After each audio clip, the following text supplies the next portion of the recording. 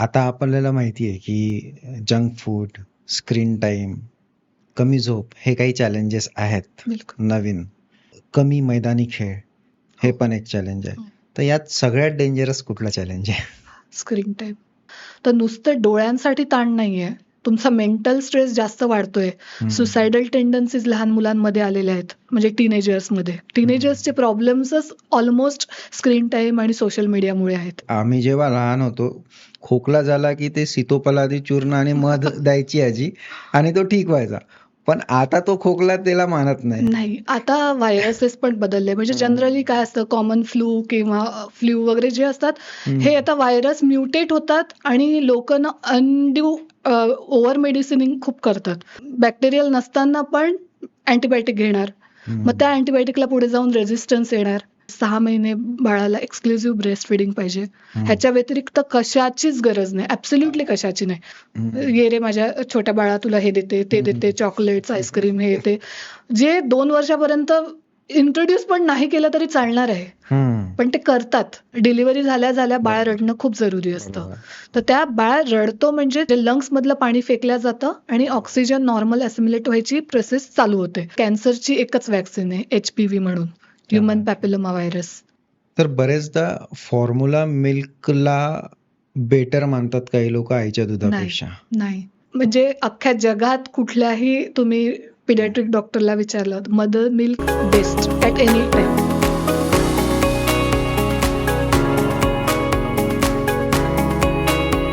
सगळ्यात पहिले मुंबईस पॉडकास्टमध्ये आपले खूप खूप स्वागत.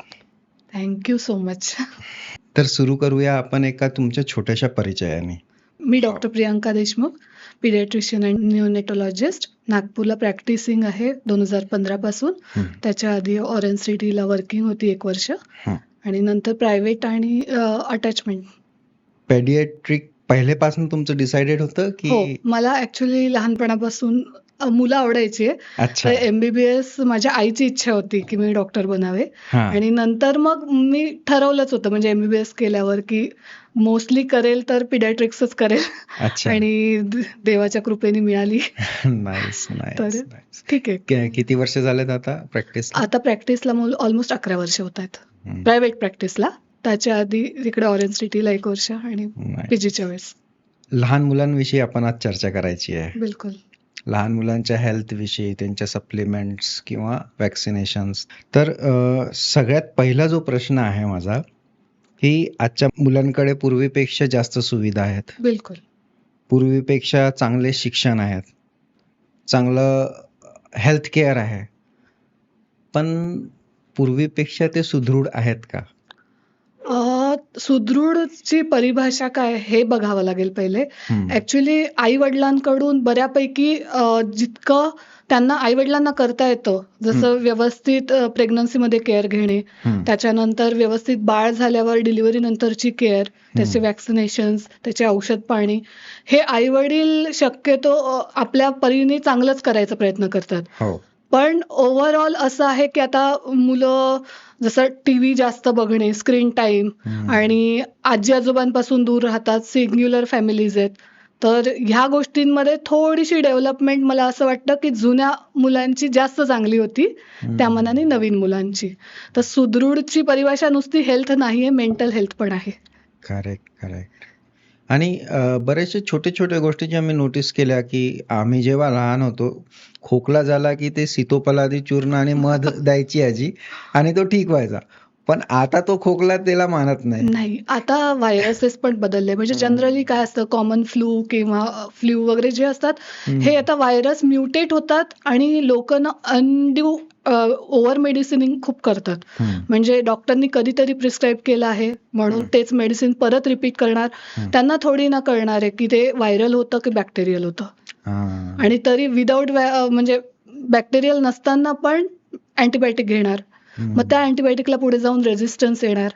आणि मग तुम्ही म्हणता की मुलांना जेव्हा तुम्ही देता तेव्हा हे नाही होते, बरा नाही होते बाळ. म्हणून शक्यतो डॉक्टरच्या प्रिस्क्रिप्शन शिवाय अँटिबायोटिक तरी वापरू नये.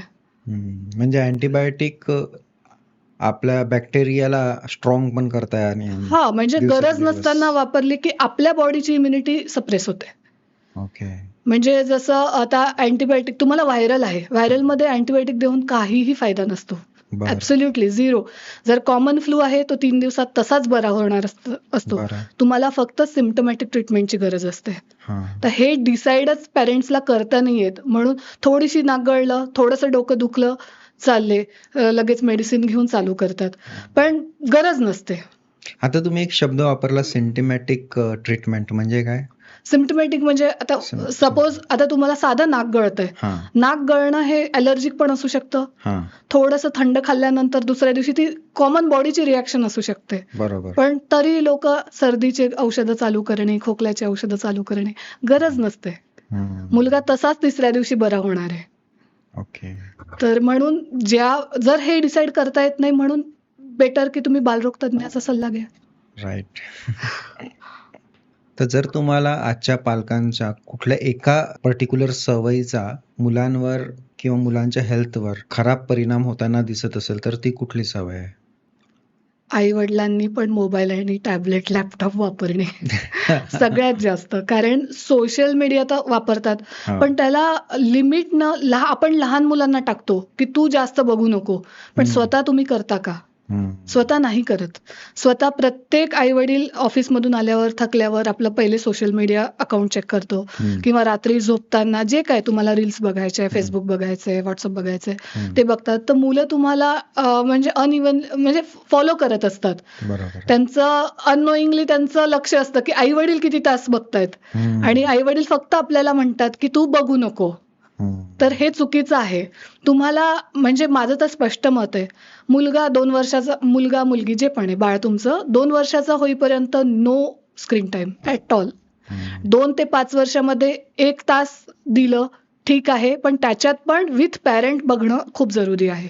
म्हणजे अर्धा तास सकाळी तुम्ही एखादी स्टोरी लावून त्या मुलासोबत ती स्टोरी ऐकली, म्हटली, त्याला समजावून सांगितली. संध्याकाळी परत अर्धा तास काहीतरी पिक्चर्स, काही फळं फुलं जे काही शिकवतात आपण 2 वर्ष ते 5 वर्षामध्ये.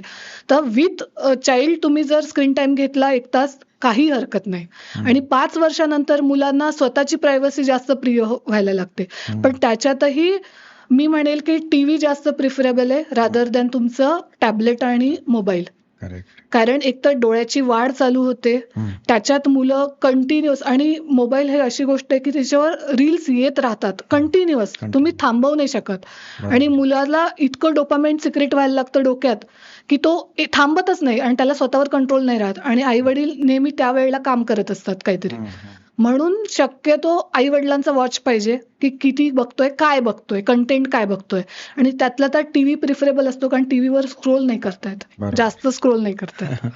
त्याच्यामुळे टीव्ही आणि मोठी स्क्रीन असते, डोळ्यावर ताण कमी पडतो. बरोबर आहे. कारण कॉन्टेंट इतकं विचित्र पण कॉन्टेंट असतं आणि ते रील्स मधनं पुश होत राहतात. तर माझं म्हणणं आहे आई वडिलांचं त्याच्यावर लक्ष पाहिजे की आपला मुलगा कोणते कंटेंट बघतोय, कारण हे खूप महत्वाचं आहे. एज्युकेशनल बघितलं थोडंफार, म्हणून मला वाटतं बिसाईड मुलाच्या बसून जर तुम्ही त्याला काही शिकवत असले एज्युकेशनल काही दुसरं, खूप चांगली गोष्ट आहे. कारण तुम्हालाही लिमिट टाकता येते, त्यालाही लिमिट असते त्याच्यावर. तुम्ही जसं म्हटलं की डोपामाइन सिक्रेट होत राहतं, प्रत्येक 30 सेकंदला होत राहतं, ते बरोबर आहे. तर यामुळे जेव्हा मुलाचं वय वाढतं तर ते काही ब्रेनवर परिणाम होऊ शकतो का? म्हणजे कारण कंटिन्युअस ते डोपामाइन, जसं आपण आताच बघितलं की जर अँटीबॅक्टेरियल किंवा अँटीबायोटिक आपण घेतले तर रेजिस्टन्स येतं, तर तसं काही होऊ शकतं का? होतंय आणि हे आम्ही बघतोय. आपल्या लहानपणी बघितलं तर मुलं 3 तास वगैरे तरी घराच्या बाहेर खेळायला जायची. आणि हे आजकालच्या मुलांना शेजारी कोणी नाही आहे, ते त्याच्यामुळे बऱ्यापैकी स्क्रीन टाइमवर जास्त घालवतात वेळ. आणि त्याच्याने ना, आणि म्हणजे डोपामिन तर होतच सिक्रेट, म्हणजे ते ओव्हर एक्साइटेड राहतात. त्याच्यानी हे तुम्ही जे ऐकून माहित असतील, ऑटिझम स्पेक्ट्रम डिसऑर्डर्स येतात, ADHD येतं, हे तुमचं थोडंसं एकलकोंडेपणाचं लक्षण ते तुमचं स्क्रीन टाइममुळे वाढतं. कारण त्याची सुरुवातच तुमची अशी असते की तुम्ही एकटे बसून बघणार, जे काय टॅबलेट आणि मोबाईल बघणार ते एकटे बघणार आहे. बरोबर. जुन्या काळी मुलं खेळायचे सोबत, भावंड किंवा दुसरे शेजारीचे मुलं वगैरे. आता मुलं सिंगल सिंगल राहून काहीतरी रूम मध्ये करतायत.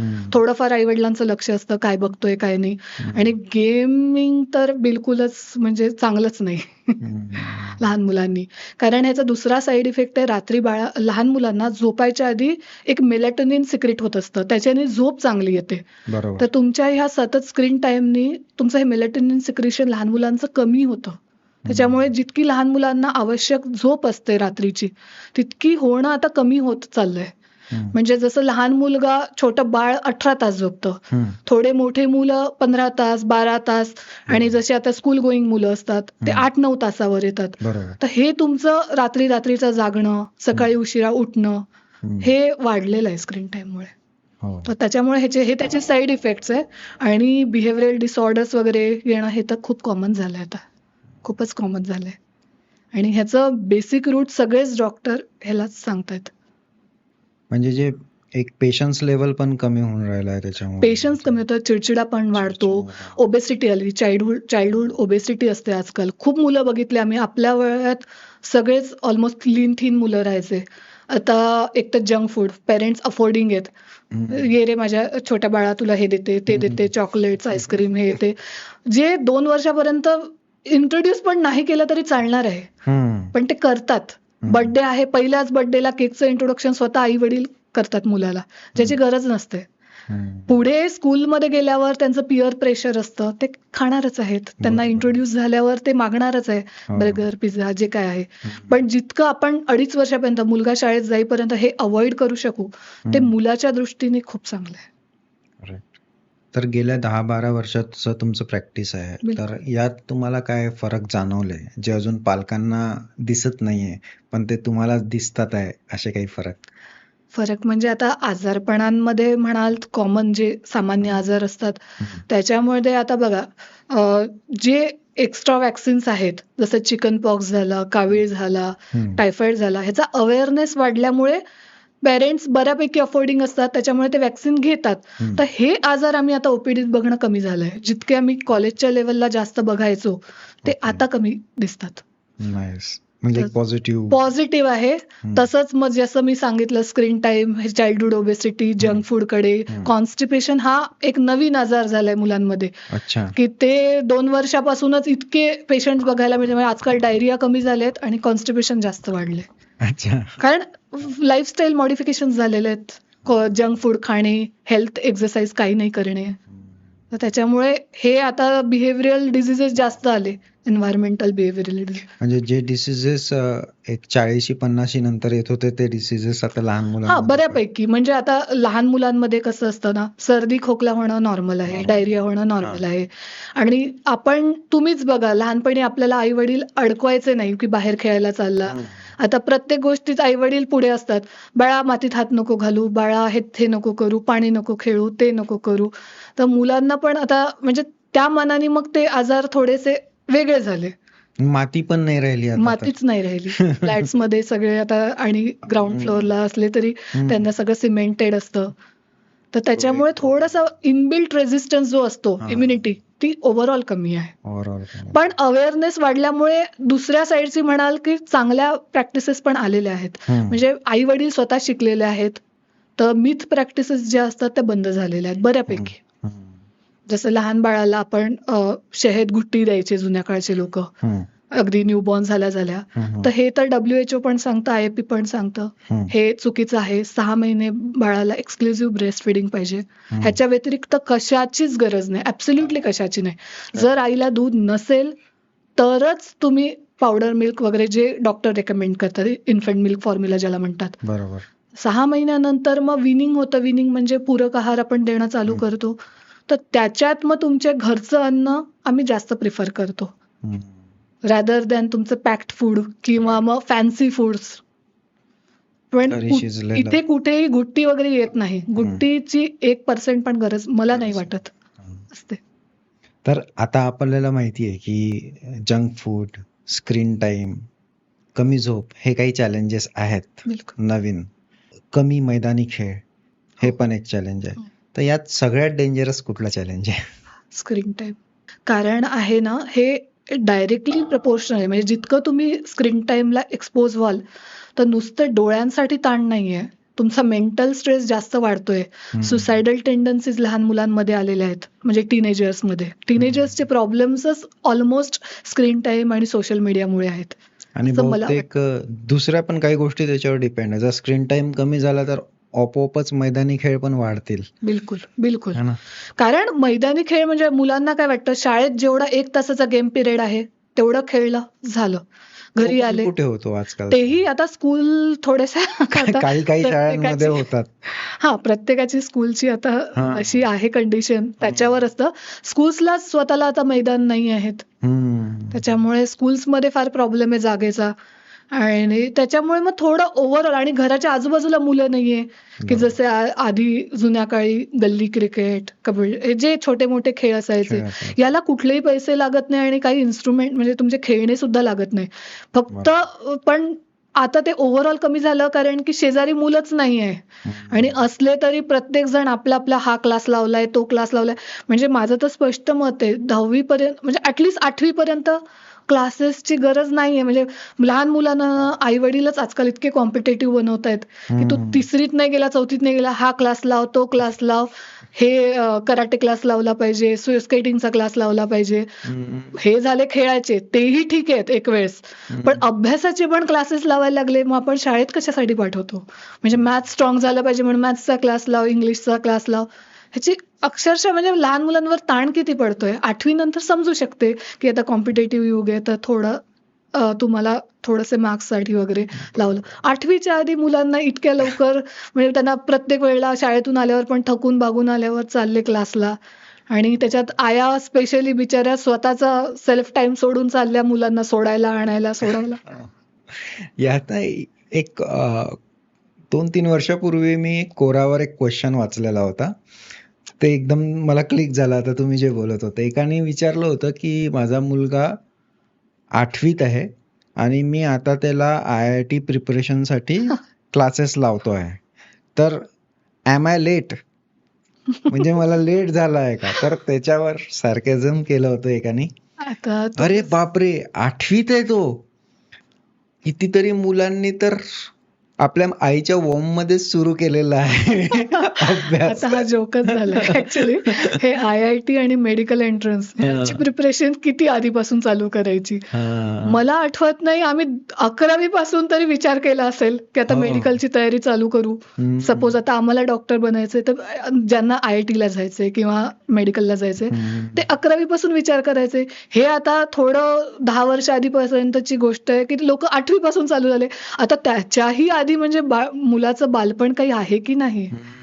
तुम्ही म्हणजे त्याला IITच्या स्ट्रेस खाली नॉर्मल तर 5वी 6वी 7वी करू द्या, तेही त्यांना म्हणजे त्याच्यासाठी IIT तिथूनच. आणि त्यात आपल्याला हे पण कळायला पाहिजे ना की प्रत्येक मुलाची एक कॅपॅबिलिटी असते, एक इंटेलिजन्स असतं स्वतःचं. तर ते आपण ते पण बघायला पाहिजे की ते मॅच करताय का त्या फील्डमध्ये, ज्या फील्डसाठी आपण तयार करतोय. IITच्या किती जागा आहे आपल्याकडे आणि अप्लाय करणारे किती असतात? हे तर आता नवीन जोक झालेला आहे मेडिकलसाठी. आता तुम्ही न्यूज मध्ये बघतातच आहे काय काय होतंय. आमच्या वेळेला आता ते MHCET असायची, ठीक आहे, महाराष्ट्र एंट्रन्स असायची, तर त्याच्यासाठीच आम्ही बघितलंय की पिअर ग्रुपमध्ये किती स्ट्रेस असायचा, ते रिपीट करताना किती स्ट्रेस यायचा मुलांना. आणि हे जर तुम्ही 8वीच्या मुलांना जस्ट अजून ते टीनेज चालू होतात, 6वी 7वी पासून तुम्ही इतका स्ट्रेस द्यायला लागेल, तर पुढे ते लाईफमध्ये मग जॉबचे स्ट्रेस, पुढचे लाईफचे स्ट्रेस, फॅमिली स्ट्रेस कसे हँडल करणार आहेत. तर त्याच्यामुळे मला असं वाटतं थोडंसं ज्या त्या वयाला योग्य तेवढा स्ट्रेस मुलांना मिळाला पाहिजे. घेऊ प्रोफेशनल कॉलेजचा स्ट्रेस घेऊ ना, पण त्या वयात 5वी 6वीत त्यांना त्यांचं नॉर्मल बालपण एन्जॉय करू द्या. तेव्हापासून त्यांना तो स्ट्रेस देणं चुकीचं आहे. आणि तोपर्यंत त्यांचा इंटरेस्ट पण बदलू शकतो, नक्कीच बदलू शकतो. जे डिसिजन आता कोणी उठसूट लहान मुलांना विचारतं का रे बाळा तुला काय बनायचंय, तर 3रीच्या मुलाला काय अंदाज असतो त्याचं पुढे लाईफ कसं बदलणार आहे. तेच तुम्ही 8वीच्या मुलाला विचाराल, 8वीचा मुलगा वेगळं उत्तर देणार आहे. बरोबर. तेच तुम्ही 11वीच्या मुलाला, कारण त्यांची मॅच्युरिटी लेवल वाढत जाते, त्यांची बरोबर. डेव्हलपमेंट अशी झालेली असते आणि त्यांच्या लाइकिंग्स बदलत जातात. Likings. तर म्हणून थोडंसं लिबरल राहणं मला असं वाटतं योग्य आहे 10वी पर्यंत. त्यांना त्यांचं डिसाईड करू द्या, त्यांना कुठल्या फील्डमध्ये. कारण आपण स्वतः बघतोय की आता आपल्या बरोबरचे लोक बनतात काय आणि नंतर अप्रोच काय करताय, Correct. कोणाला कशात आनंद येतोय, कोणाला कशात आनंद येतोय. बरोबर आहे. नवजात बाळांच्या संगोपनात सगळ्यात मोठी चूक काय होते बालकांकडून? Over caring. ऍक्च्युली असं आहे की बाळ जेव्हा पोटात येतं, हम्म. आजकाल मिथपेक्षा पण म्हणजे काय म्हणाल तुम्ही, रॉंग प्रॅक्टिसेस खूप चालतात. बरं. म्हणजे आईच्या पोटात जेव्हा बाळ येतं हम्म. तर ऍक्च्युली फॅन्सी थिंग्स जास्त व्हायला लागलेत. बरं. म्हणजे जुन्या काळी गर्भसंस्कार नावाचा एक प्रकार होता, हो हो. पण तो चांगल्या दृष्टीने केला जायचा. हा हा. की जसं जिजामातांनी शिवाजीला कसं घडवलं, हम्म. पोटात महाभारत किंवा रामायणाच्या गोष्टी ऐकून घडवलं. हम्म. पण आजकाल आई स्वतःच रील आणि मोबाईलवर असते, मुलावर संस्कार काय होणार. बरं, तेही ठीक आहे, हम्म. पण खायचं काय नाही हे घरातून जे प्रेशर वगैरे असतं आईवर, तर मला असं वाटतं थोडंसं ही नॅचरल गोष्ट आहे. कन्सीव्ह होणं, बाळ रिअर करणं, वाढवणं हे नॅचरली झालं पाहिजे. खूप फॅन्सी आणि आर्टिफिशियल गोष्टी त्याच्यात, म्हणजे ते बरं डायपर्स वगैरे वापरणं बाळ झाल्यावर वगैरे हे ठीक आहे, पण अगदीच आई बाळाला, म्हणजे आता जसं माझं एक स्पष्ट मत आहे, हे जे आपण बाळ झाल्यावर मसाज करतो लहान बाळाचं, बरोबर. हे आईनी करायला पाहिजे. अच्छा. आजकाल खूप कॉमन आहे, बाई लावून देतात, हो हो. 1.5-2 महिना बाईच करते, ती तिच्या पद्धतीने करते. पण मसाजचा मेन हेतू आहे बॉन्डिंग, आई आणि बाळाचं बॉन्डिंग, जे हो. होत नाहीये.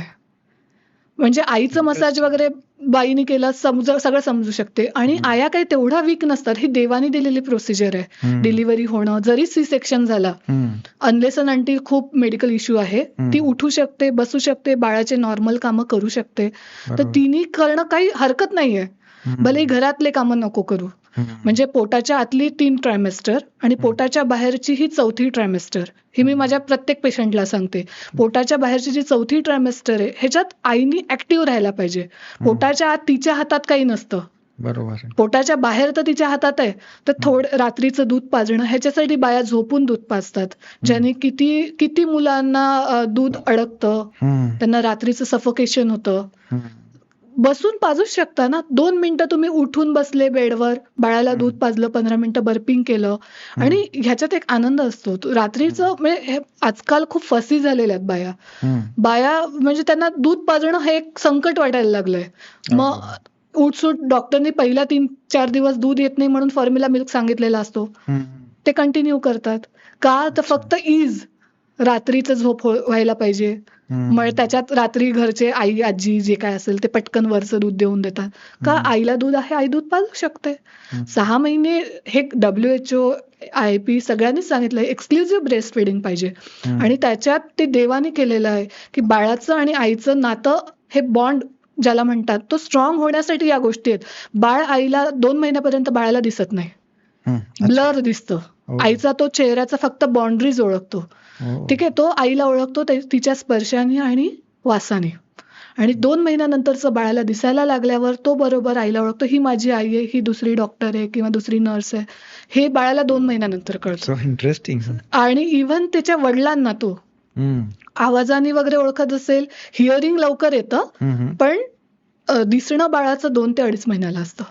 त्यामुळे प्रॉपर जो बाळाला ओळख येते आईची वडिलांची, ती 2 ते 3 महिन्यांनी. तोपर्यंत बाळाला आईचा वास आणि तिचा स्पर्श ह्याच्याने त्याला, म्हणून तुम्ही बघितलं असेल काही बाळांना जर डेथ, म्हणजे जन्मानंतरच त्याच्या आईची डेथ झाली, काही प्रॉब्लेम आला, ते कोणाकडेही व्यवस्थित सेटल होतात, दुसऱ्या आईकडे, दुसऱ्या बाईकडे. त्यामुळे पण मोठ्या बाळांना दुसऱ्या बाईला आई म्हणणं खूप कठीण जातं. म्हणून थोडंसं असं आहे की थोडे पहिल्या 3 महिन्यात जर आईनी थोडी मेहनत केली तर, आणि ह्याच्यात आनंद घ्यायचा ना, तुम्ही स्वतःच क्रिएट केलेलं क्रिएटिव्हिटी आहे तुमची. बरोबर. तर थोडा आनंद घ्या, थोडंसं जागरण झालं, काही हरकत नाही. कारण की घरचे पण तुम्हाला प्रत्येक गोष्टीत मदत करत असतात. पण आजकाल सिंगल फॅमिलीजमुळे थोडासा प्रॉब्लेम आहे की फक्त हजबंड वाईफ आणि बाळं असतात. चिडचिड होणं स्वाभाविक आहे. पण बाळ झोपतं तेव्हा आईनी झोपावं, दिवसा झोपावं, काही हरकत नाही. रात्रीचं दूध पाजणं, बाळाचं थोडंफार शिशू डायपर साफ करणं किंवा लंगोट साफ काही हरकत नाही. अगदी नॉर्मल थिंग आहे. आणि हे वर्षानुवर्ष युगानुयुग आया करत आलेले आहे. त्यामुळे नवीन काहीच नाही. त्याच्यासाठी फर्स्ट क्रिएट करणं काहीच गरज नाहीये. इंटरेस्टिंग. पहिले जे 1000 दिवस असतात ते खूप इम्पॉर्टंट मानले जातात. तर त्याचं काय रिझन आहे? ते कसं असतं की बाळाची डेव्हलपमेंट आपण बाळ बाहेर आलं की ते पहिलं आईच्या दुधावर राहणार. पुढे ते 6 महिन्यानंतर अन्नप्राशन चालू करणार. तर ते पहिले 1000 आणि त्याच्यात बाळाची प्रतिकार शक्ती देवानी नॅचरली बाळाची प्रतिकार शक्ती पहिले आईच्या दुधात ठेवलेली आहे. तर ज्या मुलांना आईचं दूध मिळत नाही त्यांची इनबॉर्न इम्युनिटी थोडी लो असते. पण ज्यांना मिळते ते अगदी डेफिनेटली प्रत्येक आजाराशी फाईट करू शकतात. अनलेस अँड अंटिल त्या बाळाला बर्थ पासून काही प्रॉब्लेम आहे. तर म्हणूनच वॅक्सिनेशन जे असतात ते पहिल्या 3.5 महिन्यापासून आपण 1.5-2.5-3.5 महिन्याचे बेसिक 8,000 कव्हर करतो. त्याच्यानंतर 6व्या महिन्याला फ्लू कव्हर करतो, टायफॉइड कव्हर करतो, कावीळ कव्हर करतो, नंतर 12. पण पहिल्या 1000 दिवसात बाळाची डेव्हलपमेंट, कारण नाजूक असतं बाळ, तर त्याची केअर ही घेतल्याच गेली पाहिजे. पण ओव्हर पॅरेंटिंग नका करू. म्हणजे जसं नॅचरल दिलंय देवानी. म्हणजे मी इतपत बघितलंय की लोक वॅक्सिनेशनसाठी खर्च करताना विचार करतात, पण त्या बाळाला बारसायला 1000 रुपयाचा ड्रेस तर नक्की घालतात. पण तेवढ्या याच्यात त्याला ती एक वॅक्सिन मिळाल्यामुळे त्याची लाईफभरची प्रतिकार शक्ती राहील हा विचार बरेच पेरेंट्स करत नाही. करेक्ट. कोणतंही असेल, तुम्ही व्यवस्थित विचार करून जे लॉजिकल आहे तसं बाळाला वाढवलं पाहिजे, असं माझं स्पष्ट मत आहे. म्हणजे खरं तर त्याचं बारसं जेव्हा होतं त्याला ते काही कळतही नाही त्याच्या कपड्याचं. बारशाच्या दिवशी हँडलिंग इतकं बाळाला होतं की प्रत्येक माझ्या 10 वर्षाच्या एक्सपिरियन्सनी प्रत्येक बाळ 12व्या दिवसात की 12व्या महिना 1.5 महिन्याचं बारसं नंतर 2-3 दिवशी आजारी होऊन येतं. तर माझं म्हणणं थोडं लेट बारसं केलं तरी हरकत नाही. रिच्युअल म्हणून तुम्ही करा, काही हरकत नाही. पण बाळाला हँडलिंग करायची गरज नाहीये. तसंच ते इम्युनिटी डाऊन कमी असल्यामुळे आजूबाजूच्या लोकांना आपण म्हणू नाही शकत तुम्ही बाळाच्या जवळ का गेले. कारण पहिले कसं घरच्या घरी व्हायचं ना, आता मोठा इव्हेंट असतो. मोठा इव्हेंट करतात ते 3-3 तासाचा फोटोशूट हा आजकाल नवीन आईचा फॅड आहे.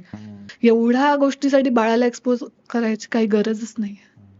सुरुवातीला पहिल्या महिन्यात तर इम्युनिटी खूप लोच असतं.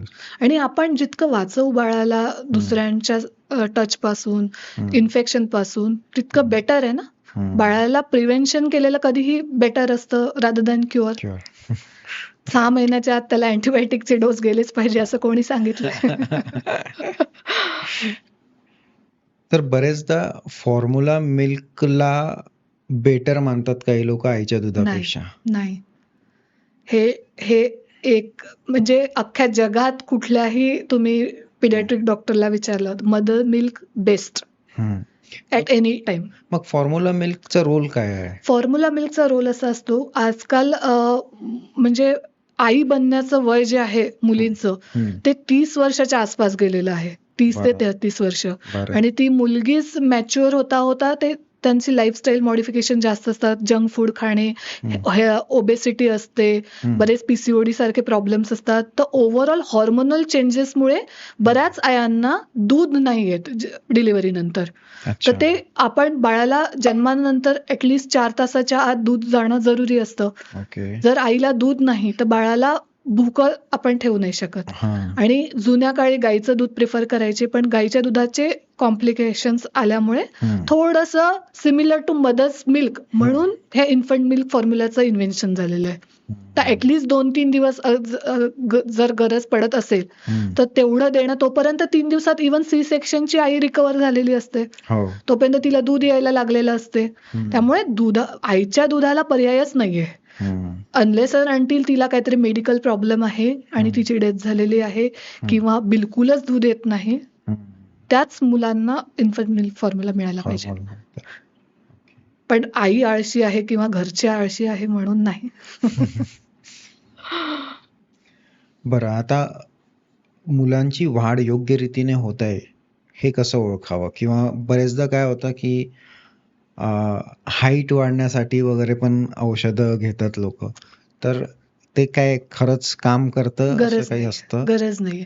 हम्म, जर मुलाचं विनिंग व्यवस्थित झालेलं असेल हम्म, आणि आपल्या साध्या लसीकरणाच्या व्हिजिटमध्ये बरेच डॉक्टर हाईट आणि वेट बघतात. हम्म, ते बघणं ऍक्च्युली कंपल्सरी आहे. हम्म, तर त्याच्यातच बाळाची डेव्हलपमेंट कशी चालू आहे, हम्म, बाळाचे माइलस्टोन्स अचीव्ह होत आहेत का, हम्म, हे बघितलं जातं जनरली. हम्म, तर त्याच्यात जर थोडंसं आपण आम्ही पर्सेंटाईल मध्ये बोलतो नेहमी, हम्म, हाईट आणि वेट आम्ही पर्सेंटाईल मध्ये बोलतो. हम्म, तर थोडंसं मागे पुढे असणं, 100-200 ग्राम किंवा 500 ग्राम पर्यंत मागे पुढे आहे, हम्म, 2-3 सेंटीमीटरचा म्हणजे ऍव्हरेज स्टॅटिस्टिक जे दिलेले आहेत, हाईट आणि वेटचे चार्ट्स असतात, हम्म, मुलींचे वेगळे मुलांचे वेगळे, बरं, म्हणजे ऍव्हरेज बर्थ वेटचे बाळ जे असतात त्यांचे चार्ट्स दिलेले आहेत. तर त्याच्या अनुषंगाने जर बाळाची वाढ होत असेल हम्म, तर ते ठीक आहे, काही हम्म, प्रॉब्लेम नाहीये. पण हम्म, अगदी परफेक्ट तेच असेल असं नाही. प्रत्येक बाळ हे इंडिव्हिज्युअल आहे. करेक्ट. तर त्याच्यामुळे त्याचे अनुवंशिक गुण काय आहेत, हम्म, त्याची हेरिडिटरी काय आहेत, आई वडिलांचे कसे वाढ आहे, त्याच्यावर बऱ्यापैकी बाळाची हाईट वेट ठरतं. आणि बऱ्यापैकी तुम्ही खाऊ काय घालतात, हम्म, संगोपन कसं करतात, याच्यावर बाळाची हेल्थ असते. हम्म. पण प्रत्येक म्हणजे वाढ होतीये हे जे बऱ्यापैकी पिडियाट्रिशियन प्रत्येक व्हिजिटमध्ये बघतातच. त्याच्यामुळे तर हाईट वर असं काही आपला कंट्रोल नाहीये तितका, नाही, ते मोस्टली गोष्टीचे नाही. त्याला एक टर्म आहे हा, मिड हा, पॅरेंटल हाईट. हा, हा. म्हणजे आई वडील जेवढ्या हाईटचे आहेत त्यांचे ऍव्हरेज हाईटमध्ये मुलं साधारण वाढतात. चांगलं. पण हे आणि थोडंसं अनुवंशिकच आहे, जेनेटिक्स आहे ते. हो. तर त्याच्यामुळे माझा बाळ हॉर्लिक्स पिल्याने वाढतो असे हे मिथ आहे. असं नाही. त्या एक ऍड कॅम्पेन मुळे त्यांचा करोडोचा बिझनेस होतो. नाही, टेक्निकली ते नाही. हम्म. बरं, काही मुलांना स्पीच डिले असतो किंवा ऑटिझम किंवा डेव्हलपमेंट डिले, तर हे कसं आयडेंटिफाय करावं? पहिले तर ह्याचं कारण मोस्टली बर्थ जेव्हा होतो हम्म, त्या सेकंदाला काही बाळांना हायपॉक्सिया होतो. हम्म, तर त्या हायपॉक्सियामुळे ब्रेनवर, कारण पहिला तुम्हाला ऐकून माहित असेल, बाळ रडणं हे खूप जरुरी असतं. डिलिव्हरी झाल्या झाल्या बाळ बरोबर, रडणं खूप जरुरी असतं. बरोबर.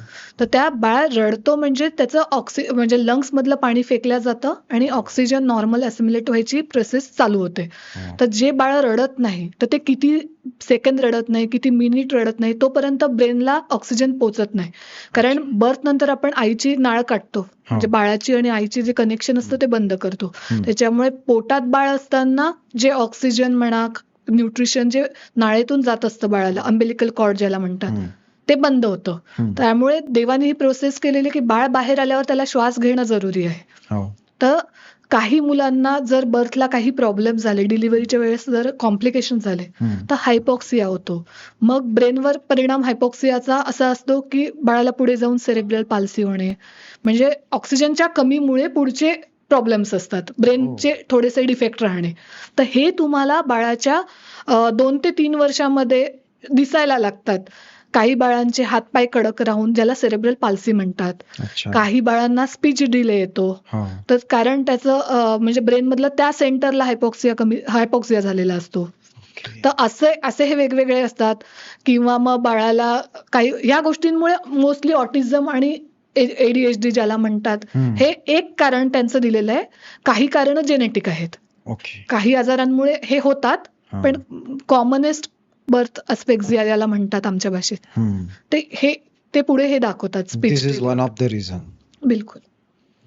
तर मोस्टली कसं असतं, आता बाळ 12 महिन्याला म्हणजे 1 वर्षाच्या अराउंड मामा, बाबा, दादा मोनोसिलॅबल्स बोलायला चालू करतात. थोडेसे 1.5-2 वर्षाच्या अराउंड मुलं आई, बाबा, मला दे, हे घे, पाणी दे, इतकं बोलणं चालू करतात. तर साधारण आईला अंदाज येतो की 2 वर्षानंतर जर बाळाचं बोलणं येत नसेल तर थोडासा आपल्या बाळामध्ये काहीतरी कमजोरी आहे किंवा त्याला बोलायला त्रास होतोय. पण तर तुम्ही वैद्यकीय सल्ला घेणं जास्त जरुरी आहे. पण थोडंसं आम्ही म्हणतो की आता मुलगा हे मुलगीपेक्षा थोडे मॅच्युरिटी वाईज कमी असतात. तर अगदीच 2 वर्षालाच मुलगा बोलायला पाहिजे, तर थोडंसं 1-2 महिन्याचं व्हेरिएशन हे नॉर्मल समजलं जातं. पण 2.5 वर्षापर्यंत पण जर बाळ बोलत नाहीये तुमचं, तर काहीतरी कारण आहे. म्हणजे स्पीच डिले हा ऑटिझमचा एक फॅक्टर आहे, किंवा बेबीला काही टंग मध्ये ट्विस्ट आहे, किंवा टंगचे काही प्रॉब्लेम आहेत, किंवा हिअरिंग लॉस आहे. तर हिअरिंग लॉस तर आपल्याला लहानपणीच ओळखता येतो. आईनी आवाज दिला आणि बाळाने बघितलं नाही की ही तुमचा रेड फ्लॅग असतो, की आई आवाज देते साधारण 7-8 महिन्यात, 10 महिन्यात बाळ रिस्पॉन्स करतं. 3 महिन्याला बाळाचं सोशल स्माईल येतं, बाळ आईकडे बघून हसतं. 3 महिन्याला नेक होल्डिंग येतं. तर नेक होल्डिंग जर तुमचं 6 महिन्यापर्यंत पण नाही आलं, आता नेक होल्डिंग वगैरे हे मोटर माइलस्टोन मध्ये जातात. स्पीच डिले वगैरे हे म्हणजे कॉग्निटिव्ह याच्यावर जातात. अच्छा. तर 3 महिन्याचं बाळ जर 6 महिन्यापर्यंत पण आपण जेव्हा हात धरून त्याला उचलायला बघतो आणि तो मान पकडत नसेल, तर हे तुमचा रेड फ्लॅग साईन असतो. मग तुम्ही डॉक्टरांना कन्सल्ट करणं जरुरी असतं, की माझं बाळ उचलत नाही. मग हे डेव्हलपमेंटल डिले म्हणतात त्याला. तर असे हे वेगवेगळे त्याच्या स्टेप्स असतात. तर ह्याच्यावरून साधारण म्हणून मी म्हटलं, प्रत्येक वेळी जर व्हॅक्सिनेशनला बाळ येत आहे ना, तर पिडियाट्रिशियनच असे डॉक्टर आहे जे प्रत्येक वेळेला हे बाकीचं बघत असतात. डेव्हलपमेंट कशी होते, वेट कसं वाढतंय, हाईट कशी होते. तर जनरली, कारण असं सहज कोणी जात नाही ना डॉक्टरकडे जोपर्यंत आजारी नाहीये किंवा काही नाही. पण हे आमचं आता सवय होऊन जाते की साईड बाय साईड आमचं हे बघितलं जातं. ते पूर्वी एक म्हण होती ना, गरज सरो वैद्यम रो. तर अजूनही व्हॅक्सिनेशन विषयी काही गैरसमज आहेत का समाजात? व्हॅक्सिनेशन विषयी गैरसमज म्हटलं तर आहेत. कारण हे बघा, आता मी साधं उदाहरण देते की आता सध्या सगळीकडे गव्हर्नमेंटचे वॅक्सिन्स मिळत आहेत. बरं. ठीक आहे. तर गव्हर्नमेंटला त्याच्या अंगणवाडी वर्कर्स वगैरे असतात त्या देतात, पण त्यांचं ते जे काही इनिशिएटिव्ह वगैरे आहे त्याच्यामुळे देतात ते. पण त्यांनी थोडीशी माहिती पब्लिकला देणं जरुरी आहे, की हे जे बेसिक आजार गव्हर्नमेंटमध्ये कव्हर केलेले आहेत ते सोडून पण काही वॅक्सिन्स अवेलेबल आहेत आणि त्या तुम्हाला प्रायव्हेटमध्ये मिळू शकतात. जर पेरेंट्स अफोर्डिंग असतील तर त्यांनी जरूर जाऊन घ्याव्या. कारण तुम्ही विचार करा, जर टायफॉइडची वॅक्सिन घेऊन जर तुम्ही टायफॉइड वाचवू शकलात तर हे जास्त बेनिफिशियल आहे. टायफॉइड झाल्यावर तो त्रास, फायनान्शियल त्रास, ऍडमिट होण्याचा त्रास आणि त्या मुलाला टोचाटोचीचा त्रास, ऑलमोस्ट टायफॉइड झाल्यावर तुम्हाला 14 इंजेक्शन घ्यावे लागतात. आणि जर आधी वॅक्सिन घेतलेली असेल तर एका इंजेक्शन मध्ये काम होतं, कारण नंतर जे देऊ ते अँटीबायोटिक्स असतात. राईट. गव्हर्नमेंट कडून किती वॅक्सिन्स कव्हर असतात? गव्हर्नमेंट कडून बेसिक सगळ्या कव्हर आहेत. जे घातक आजार आहेत बाळांचे, ज्याच्यामुळे बाल मृत्यूदर असतो, तर ते सगळे कव्हर करतात. तर त्याच्यात आलं तुमचं जन्मानंतरचं BCG, हेपेटायटिस बी आणि पोलिओ, ओरल पोलिओ. नंतर 1.5 महिन्याला आलं DPT, H इन्फ्लुएन्झा बी आणि हे हेपेटायटिस बी, अशी पेंटा म्हणून वॅक्सिन मिळते. आणि निमोनियाचे आत्ता देणं चालू केले 1 वर्षापासून वगैरे. आणि आपल्या डायरियासाठी जी रोटा व्हायरल वॅक्सिन असते ती, ह्याचे असे 1.5, 2.5, 3.5 असे डोसेस असतात. पण ह्याच्यानंतर गव्हर्नमेंटचं डायरेक्ट 9व्या महिन्याला तुमचं एक ते निमोनियाचा बुस्टर देतात आणि MR म्हणजे मिझल्स आणि रुबेला हा बुस्टर म्हणजे पहिलं वॅक्सिन देतात. पण सपोज मध्ये लहान मुलांना 6व्या महिन्यानंतर फ्लू देता येतं, कॉमन फ्लू, जे सगळ्यात कॉमनेस्ट OPDचं कारण आहे. OPD मध्ये येणाऱ्या पेशंटचं सगळ्यात कॉमनेस्ट कारण व्हायरल असतं. व्हायरल फ्लू म्हणा, ताप येणे. तर फ्लूची वॅक्सिन असते 6व्या-7व्या महिन्याला. टायफॉइडची असते. आजकाल टायफॉइडची सिंगल डोस वॅक्सिन आलेली आहे. तर त्याच्यामुळे हे जे अफोर्डिंग आहेत त्यांनी ऍटलिस्ट घ्यावे आणि मुलांना त्याच्यापासून वाचवावे. 12व्या महिन्याला कावीळची असते, कारण टायफॉइड आणि कावीळ हे पाण्यातून, खाण्यातून होणारे आजार आहेत. आणि प्रत्येक लहान मूल पुढे जाऊन खाणारच आहे, बाहेर आपण खातो. पाणी आणि खाण्यातून होणाऱ्या आजाराला वाचवणं थोडंसं मुश्किल असतं. त्याच्यानंतर चिकन पॉक्स झाली. चिकन पॉक्स झाल्यानंतर मग तुमचं कॅन्सरची एकच वॅक्सिन आहे, HPV म्हणून, ह्युमन पॅपिलोमा व्हायरस. आधी ती फक्त मुलींना कंपल्सरी होती, आता मुला-मुली दोघांना 10व्या वर्षाला 9 ते 11 वर्षामध्ये घेतात. कारण की असं स्टॅटिस्टिक निघाले आहे की HPV वॅक्सिनमुळे जितके पण ॲनल कॅन्सर, वजायनाचे कॅन्सर मुलींमध्ये आणि ओरल कॅन्सरचं कारण आहे, पेनाइल कॅन्सर, याचं ह्युमन पॅपिलोमा व्हायरस हा कारण आहे. तर जर आपल्याला एका व्हॅक्सिनमुळे हे आजार कारण कॅन्सरला दुसरे व्हॅक्सिन्स नाही आहेत. ही एकच कॅन्सरसाठी व्हॅक्सिन डेव्हलप झालेली आहे. तर हे जर वाचवता आलं तर व्हाय नॉट, लेट घ्या. माझं म्हणणं आहे बेटर लेट दॅन नेव्हर. तुमचे व्हॅक्सिनेशन लेट जरी झालेले असले, जरी तुमचं गव्हर्नमेंटचं शेड्यूल चालू असेल आणि त्याच्यानंतर तुम्हाला माहिती सपोज लेट मिळाली, तर तुम्ही पिडियाट्रिशियनचा सल्ला घ्या. ते बरोबर त्याला कॅचअप शेड्यूल म्हणतात, कॅचअप व्हॅक्सिनेशन म्हणतात. तुम्ही कुठलीही व्हॅक्सिन त्या ड्युरेशनमध्ये घेऊ शकतात, फक्त तुम्हाला सल्ल्याने चालावं लागेल. आणि आपण एरवी एवढा खर्च करतो तर व्हॅक्सिनेशनवर व्हाय नॉट. राईट. ही HPV ची व्हॅक्सिन जी असते, ही याचं वय काय आहे मॅक्सिमम घेण्याचं? 9 ते 14 वर्षामध्ये 2 डोस मध्ये असते आणि 14 वर्षानंतर 3 डोसची व्हॅक्सिन असते, म्हणजे 3रा डोस पण घ्यावा लागतो. अच्छा. तर हे मोस्टली आपण 18 वर्षापर्यंतच्या मुलींना ऑलमोस्ट आता गव्हर्नमेंटनी पण कंपल्सरी केलेलं आहे. त्याचं प्रमोशन चालू आहे. ओके. पण आपल्याला ऑलमोस्ट, कारण आता इंडियातला सगळ्यात कॉमनेस्ट कॅन्सर सर्व्हायकल कॅन्सर आहे विमेन्समध्ये. बरोबर. आणि बाकी मग ओरल कॅन्सर, ॲनल कॅन्सर हे येतातच.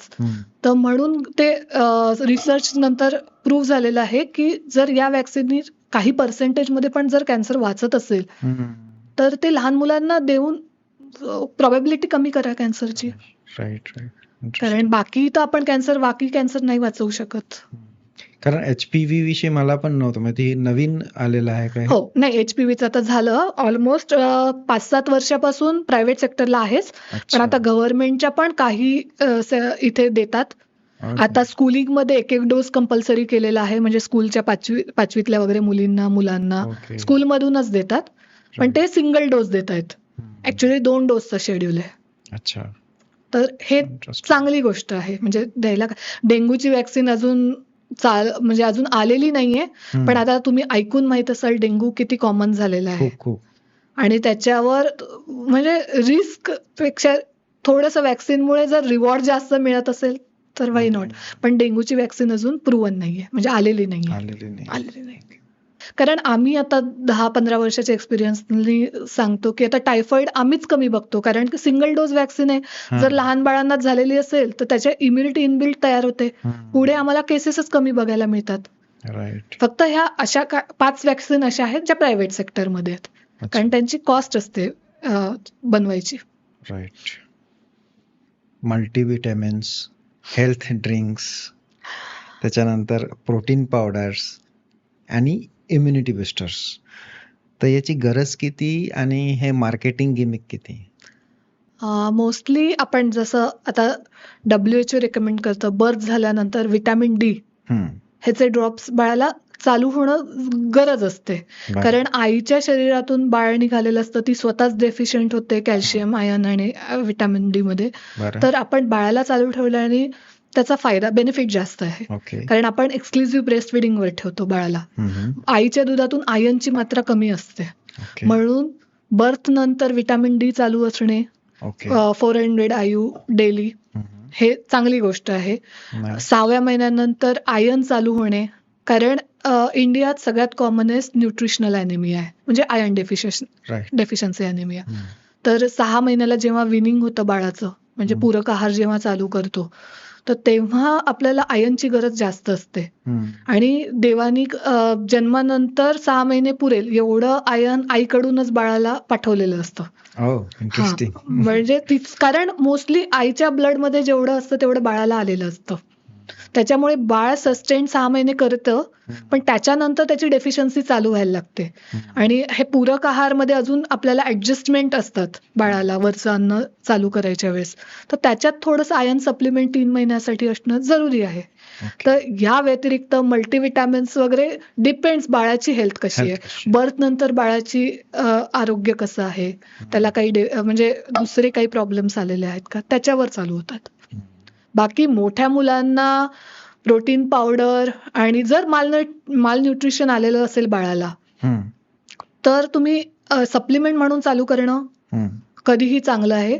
पण माझं असं स्पष्ट मत आहे की बाळाला खाण्यातून जर सगळे न्यूट्रिएंट्स प्रोव्हाइड करता आले तर ते जास्त बेटर आहे. म्हणजे जसं 6व्या महिन्यानंतर आपण बाळाला वरचं अन्न चालू करतो, तर नाचणी सत्व द्या, त्याच्यात कॅल्शियमची भरपूर मात्रा असते. हम्म. आणि बाकी आपण फळांवर भर टाका, तुमचे वॉटर सोल्युबल विटॅमिन्स तसेच बाळाला सगळे मिळतात. हम्म. आणि सुकामेवा दिला तर फॅट सोल्युबल विटॅमिन्स मिळतात, ADK ज्याला म्हणतो. तर सुकामेवा देणं ही काही पद्धती ज्या आपल्या जुन्या आज्यांपासून चालू आहेत त्या खरंच चांगल्या आहेत. की बाळंतिणीला ते लाडू खाऊ घालणे, अळीवाचे लाडू, डिंकाचे लाडू, Right. त्याच्यातून बऱ्यापैकी न्यूट्रिशन आईला जाते, आईतून बाळाला जाते. आणि पुढे आपण बाळाला ज्या खिरी वगैरे 6 महिन्यानंतर देतो हम्म. वेगवेगळ्या, त्याच्यातून बाळाचे आणि रेसिपीज भरपूर आहेत युट्यूबवर. तुम्ही बनवाल तितकी आई आई आई क्रिएटिव्ह बनवू शकते रेसिपीज.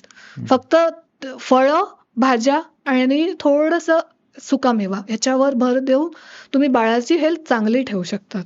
पण आर्टिफिशियल जसं सेरेलॅक वगैरे हम्म. हे थोडंसं आईला जर कन्व्हिनियन्स पडत असेल, ती जॉबवाली असेल तर एखाद्या वेळेस द्यायला, थोडंसं डेली द्यायला काही हरकत नाही.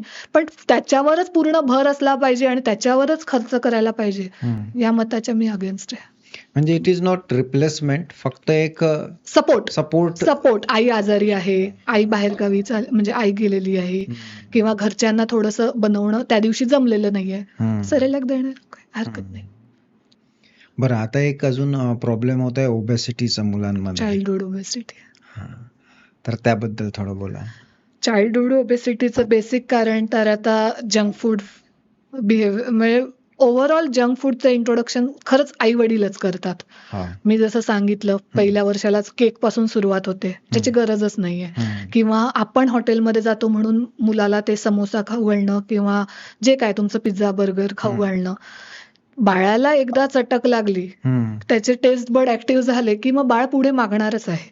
तर त्यामुळे माझं म्हणणं 2.5 वर्षापर्यंत तरी थोडंसं घरगुती जेवणावर घरच्याही रेसिपीज खूप चांगल्या बनवता येतात. त्याच्यासाठी फक्त आईनी, घरातल्या बायांनी मेहनत घेणं जरुरी आहे. कारण की जितकं तुम्ही जंक फूडच्या साईडला जाल, ते आर्टिफिशियल फ्लेवर्स वापरणं, आर्टिफिशियल म्हणजे ऑइल, सगळे सॅच्युरेटेड फॅट्स ज्याला आपण म्हणतो, हे या जंक फूडमध्ये बऱ्यापैकी जास्त असतात. तर त्याच्यामुळे ते बाळांच्या हेल्थवर येणारच आहे. बाळांच्याच कशाला, मोठ्यांच्या हेल्थवर पण येतच आहे. तर त्याच्यामुळे थोडंसं जर 2-2.5 वर्षापर्यंत टाळता आलं तर त्याच्यासारखं चांगलं नाही. कारण बाळाचा हा बेस असतो.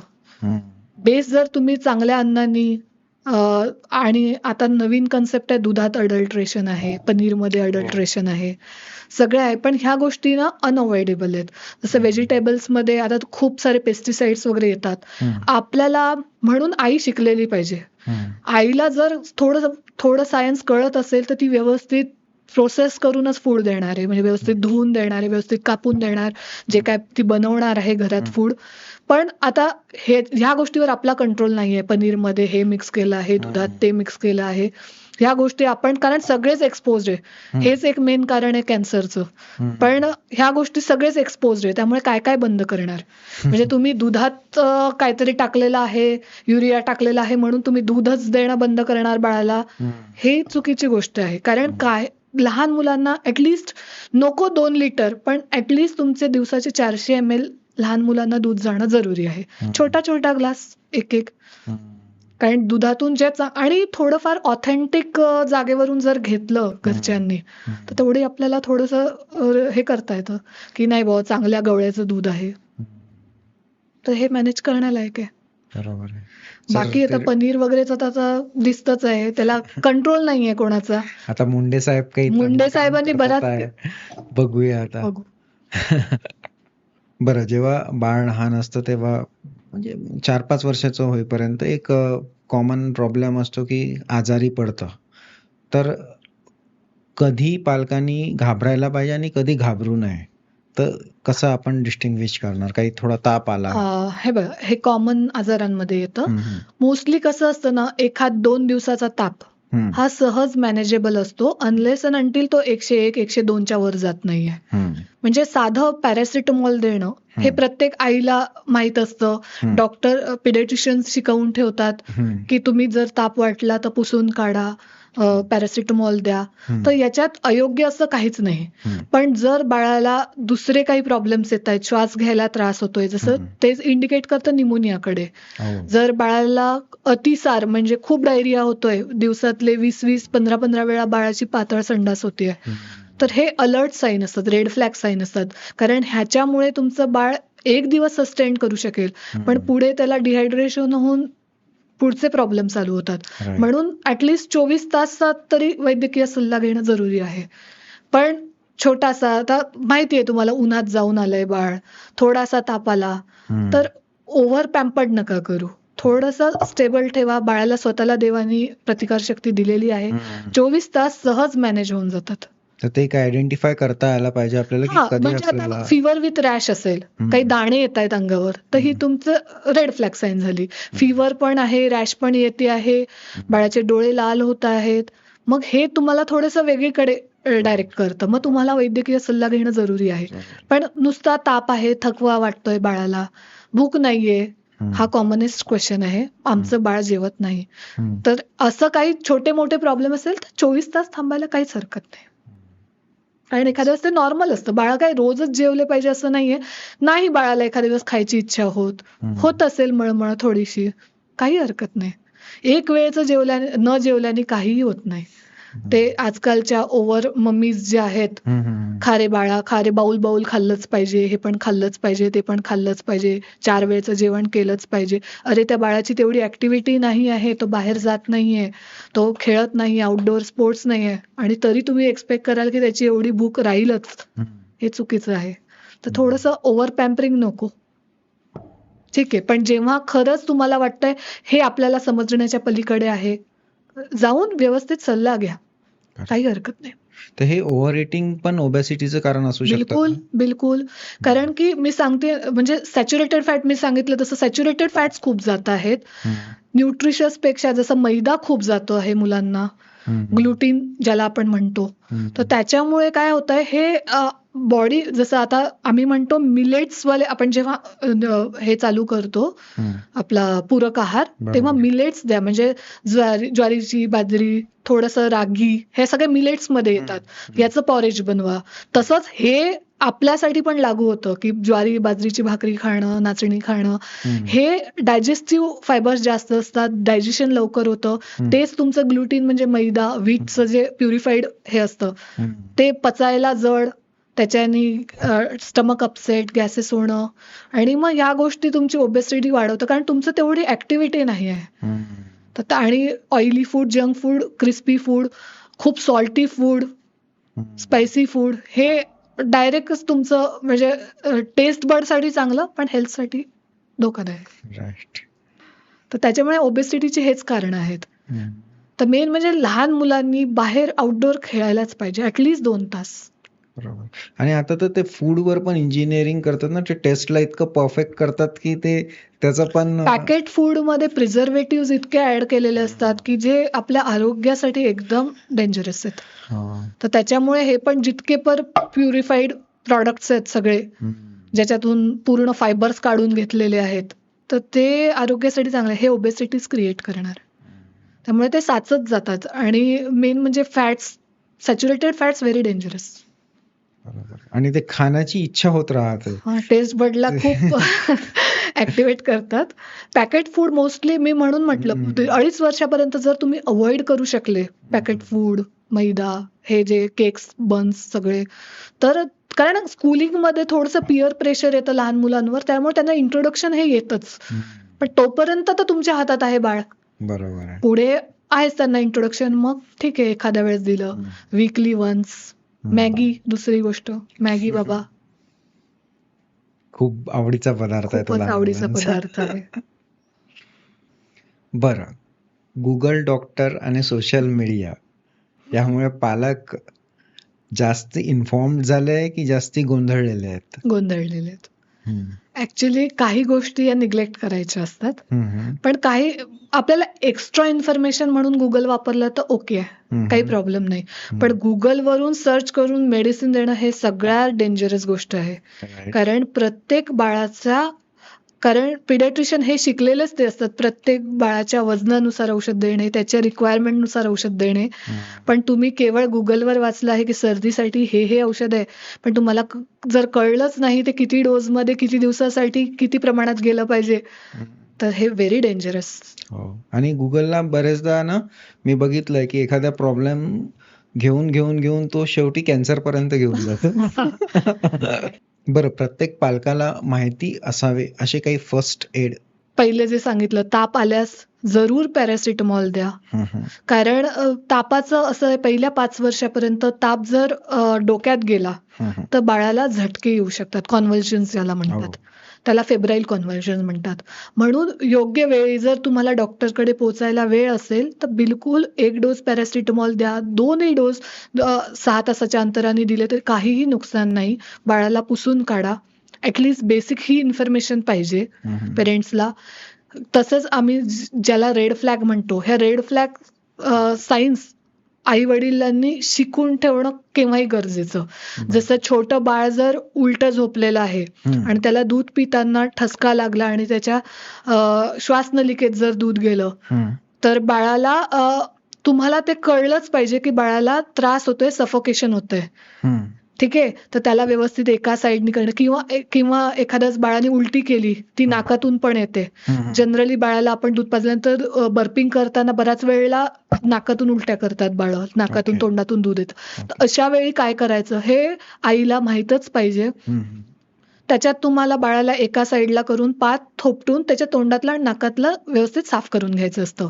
व्यवस्थित कडेवर घेऊन थोडंसं थोपटलं की श्वासनलिका मोकळी झाली की व्यवस्थित परत दूध पिता येतं. तर ह्या ज्या बेसिक छोट्या छोट्या गोष्टी आहेत ज्या आईला आई झाल्यावर माहीत पाहिजे. कारण तुम्ही डॉक्टरकडे पोहोचेपर्यंत तुम्हाला वेळ होणार आहे. तर ह्या गोष्टी ऍटलिस्ट लाईफ सेव्हिंग म्हणून माहीत पाहिजे. जसं बाळाला झटके आले की पटकन एका कडेवर करणे, तोपर्यंत दुसऱ्या माणसानी डॉक्टरशी कॉन्टॅक्ट करून इमर्जन्सीमध्ये, ह्या इमर्जन्सी गोष्टी असतात तर डॉक्टरकडे नेणे. पण त्या मोमेंट पर्यंत तुम्ही बाळाला एका साईड ठेवणे, त्याच्या तोंडात काही न टाकणे. जसं काही लोक पाणी पाजतात, काहीतरी दातांच्या मध्ये टाकायचा प्रयत्न करतात, असं काही नाही केलं पाहिजे. तर अशा काही गोष्टी, कधी कधी लहान मुलं पटकन छोट्या वस्तू नाकात टाकतात, तोंडात टाकतात, कानात टाकतात. तर ज्याला आम्ही ह्या गोष्टींमध्ये थोडंसं आईचं लक्ष, जोपर्यंत लहान बाळ हे 2 ते 2.5 वर्षाचं आहे त्यांना क्युरिओसिटी खूप असते, तर ह्या गोष्टी ते सहजच करायचे चान्सेस खूप जास्त असतात. इलेक्ट्रिकच्या प्लगमध्ये हात घालून बघणे, तर ह्या गोष्टीसाठी आईनी थोडासा वेळ देणे माझ्या मते खूप गरज आहे. आई म्हणा, घरातले कोणीही वेळ द्यायला पाहिजे. आणि जर ते तुमच्या समोर गेलं असेल तर ते थोडंसं पॅनिक न होता व्यवस्थित बाळाला लवकरात लवकर डॉक्टरकडे पोहोचवणे हे तुमचं पहिलं कर्तव्य. कारण कसं असतं ना, तुम्ही काही काढायला जाणे, नाकात हे काढायला जाणे, काही बटन गेलं असेल, बाळांनी सपोज काही कॉईन वगैरे खाल्ला असेल, तो त्याला अजून पॅनिक करून, त्याला रागवून, तो ऑलरेडी पॅनिकमध्ये रडत असतो, त्याला मारून काही करून ते अजून डेंजर व्हायचे चान्सेस जास्त असतात. तर त्यापेक्षा तुम्ही लवकरात लवकर इंडोर हॉस्पिटलला पोहोचणे कधी गरजेचं आहे. तर अशा काही गोष्टी आहेत की ज्याच्यावर लहान मुलांवर थोडं लक्ष ठेवणे खूप जरुरी आहे. माझं तर म्हणणं, आईनी थोडं 5 वर्ष, जे हे माझं मत आहे, 5 वर्ष आपलं करिअर थोडं बाजूला ठेवून थोडं लहान मुलांना जर वेळ दिला तुम्ही, साईड बाय साईड, तुमचं घरातलं आटपून किंवा बाळाचं साईड बाय साईड, तर ह्याच्यासारखं आनंद पण नाही आणि ती त्याची गरज आहे. कारण पुढे मुलाला तेवढी आईची गरज नाही राहत. करेक्ट. वडिलांना कमाईसाठी बाहेर जाणं जरुरी आहे, पण ऍटलीस्ट घरची कोणी, अगर जॉईंट फॅमिली आहे तर प्रश्न सुटला, कोणी ना कोणी बाळाजवळ आहे. पण नाही आहे, आजकाल सिंगल फॅमिलीज आहेत, तर ऍटलीस्ट आईनी तेवढा लक्ष देणं, तेवढा वेळ देणं गरजेचं आहे. कारण की हे त्याचे डेव्हलपमेंटल स्टेजेस असतात 5 वर्षापर्यंतच्या, आणि त्याच्यातच जर तुम्ही स्वतःच्या थोडंसं करिअरकडे म्हणा किंवा दुसऱ्या गोष्टींकडे, सोशल गोष्टींकडे फोकस केला तर तुमचं बाळ परमनंट डॅमेजच्या साईडला जाऊ शकतं. कारण आम्ही आता इतक्या वर्षाच्या प्रॅक्टिसमध्ये बघतो, बाळांचे ऍक्सिडेंट्स फार आहेत. चहा पाडून घेतला, अंगावर जाळून घेतलं, बाथरूम मध्ये गरम पाण्यात हात घातला, कूलर मध्ये हात घातला, काही अडकवून घेतलं, नाकात गेलं, कानात गेलं. तर थोडंसं आईचं लक्ष असेल तर या गोष्टी अवॉइडेबल आहेत. तर त्याच्यामुळे, कारण क्युअर पेक्षा प्रिव्हेन्शन कधीही बेटर असतं. तर ह्या गोष्टी जर वाचवता आल्या, त्या मुलाला तेवढी समज आलेली नसते. 5 वर्षानंतर त्यांना स्वतःचे डेंजर्स कळतात. राईट. तर मग ऍक्सिडेंट झाल्यावर मग रडण्यात काय फायदा? तर थोडंसं 5 वर्षापर्यंत लहान मुलांकडे लक्ष देणं गरजेचं आहे. तर माझं पर्सनल मत आहे की आयांनी थोडा 5 वर्षापर्यंत वेळ द्यायला हरकत नाही. म्हणजे नका खूप बिझी राहू, थोडा 2-4 तासाचा जॉब वगैरे केला ठीक आहे, पण बाकी मॅक्झिमम वेळ दिला. कारण हे चाइल्ड डेव्हलपमेंटच्या दृष्टीने पण बॉन्डिंगच्या दृष्टीने खूप जरुरी आहे. बाळावर बालसंस्कार करायच्या दृष्टीने खूप जरुरी आहे.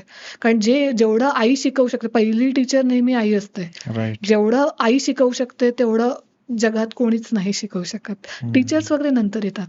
थोडासा आईने वेळ देणं जरुरी आहे. नाईस. इंटरेस्टिंग. आपण मुलांना यशस्वी बनवण्यासाठी खूप मेहनत घेतो, पण त्या प्रक्रियेत आपण त्यांना निरोगी ठेवायला विसरतो आहे का कुठेतरी?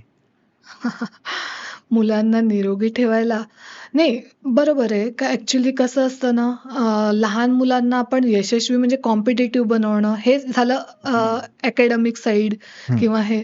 पण निरोगीसाठी थोडंसं मानसिक आरोग्याकडे लक्ष देणं जास्त आता मला असं वाटतं गरजेचं आहे. आपण हेल्थचं सगळ्यांनाच ऑलमोस्ट कळतं, पण मानसिक आरोग्याकडे लक्ष देणं, त्याच्यासाठी आई वडिलांनी थोडासा लहान मुलांसाठी वेळ काढणं खूप जरुरी आहे. म्हणजे तुमच्या बिझी शेड्यूलमध्ये तुम्ही एक संडेचा वेळ मुलांसाठी दिला किंवा रोजचा बेड टाइमच्या वेळेला अर्धा तास त्यांच्याशी त्यांच्या लेवलला जाऊन जर तुम्ही खेळले, तर ह्याच्यासारखं बॉन्डिंग प्रोसेस नाही. कारण कसं असतं ना, आई वडील आपल्या आपल्या क्षेत्रात बिझी असतात, बरोबर आहे. घरी आल्यावर चिडचिड करतात, थकून येतात. मुलांना काहीतरी सांगायचं असतं, बस तुम्ही त्यांचं ऐकून घ्या. त्यांना काय सांगायचं, त्यांच्या शाळेत काय झालं, त्यांना काही कोणी त्रास दिलाय का, त्यांना काही म्हणायचंय का, त्यांच्या छोट्या छोट्या गोष्टी असतात, फक्त त्या तुम्हाला ऐकून घेण्याची गरज असते आणि त्याच्यावर थोडाफार गायडन्स करायची गरज असते. तर हे थोडंसं जर प्रत्येक पालकांनी, म्हणजे ज्या आईला जेव्हा जमेल तेव्हा आईनी करावं, वडिलांना जेव्हा जमेल तेव्हा वडिलांनी करावं. आणि ह्याच्यात अजून एक मोठा फॅक्टर तो, जर घरात आजी आजोबा असतील तर याच्यासारखं सुख नाही. कारण की ह्या मुलांच्या छोट्या गोष्टी समजून घ्यायसाठी त्यांच्याकडे बराच वेळ असतो आणि त्यांच्यात पेशन्सही असतो. वेळ पण असतो, पेशन्स पण असतो, आणि ते त्यांच्या लेवलला जाऊन बऱ्यापैकी लहान मुलांना हे त्यांनी एक जनरेशन वाढवलेली असते, म्हणून त्यांचा एक्सपिरियन्स हा नेहमीच मोठा असतो. तर त्याच्यामुळे ना, ज्यांच्या घरात आजी आजोबा आहे ते मुलं कधी इन्सिक्युअर वाढत नाही. कारण आई जरी बाहेर गेली आहे, वडील बाहेर गेले, पण त्यांना गॅरंटी असते मी शाळेतून गेल्यावर आजी आजोबा आहे घरी, मला काहीतरी एक ग्लास दुधाचा तरी मिळेलच, कोणीतरी माझं ऐकून घ्यायसाठी, रडायसाठी कोणीतरी आहे. कारण बऱ्याच लहान मुलांना असं असतं की त्यांना काहीतरी सांगायचं असतं शाळेतून आल्यावर किंवा काहीतरी खेळून आल्यावर, आणि जे त्या मोमेंटला कोणी समोर दिसलं नाही तर ते मुलं विसरून जातात, त्यांच्या मनात ते दबल्या जातं.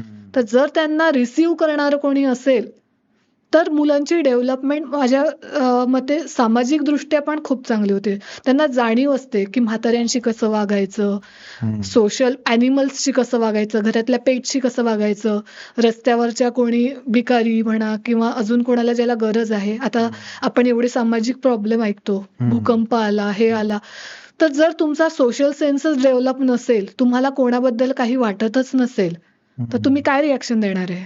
नुसते पैसे कमवले, खूप VIP गाड्यांमधून फिरले, VIP झाले, तर ह्याला काही अर्थ नाहीये. तुम्हाला सामाजिक दृष्ट्या तुम्ही चांगले नागरिक होणं हे खूप गरजेचं असतं. तर ह्याच्यासाठी आई वडिलांबरोबरच घरातून मोठ्या माणसांचा सपोर्ट असणं, कारण प्रत्येक जण आपल्या पैलूनी बोलत असतो, प्रत्येकाची आपली आकलन शक्ती असते, समजवायची पद्धत असते.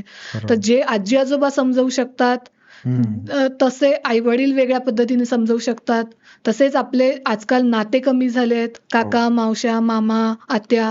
कारण आपल्या वेळच्या मुलांना उन्हाळ्याची सुट्टी लागली, दिवाळीची सुट्टी लागली की आपण मामा मावश्यांकडे जायचो.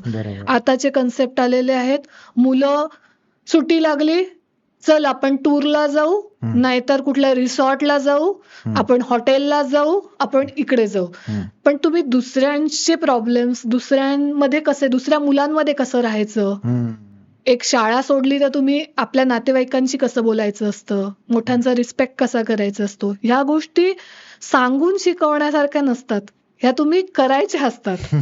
तर त्याच्यामुळे ही सामाजिक जाणीव जी असते ती मला असं वाटतं थोडंसं नातेवाईकांमध्ये नेणं, मुलांना ही जाणीव झाली पाहिजे.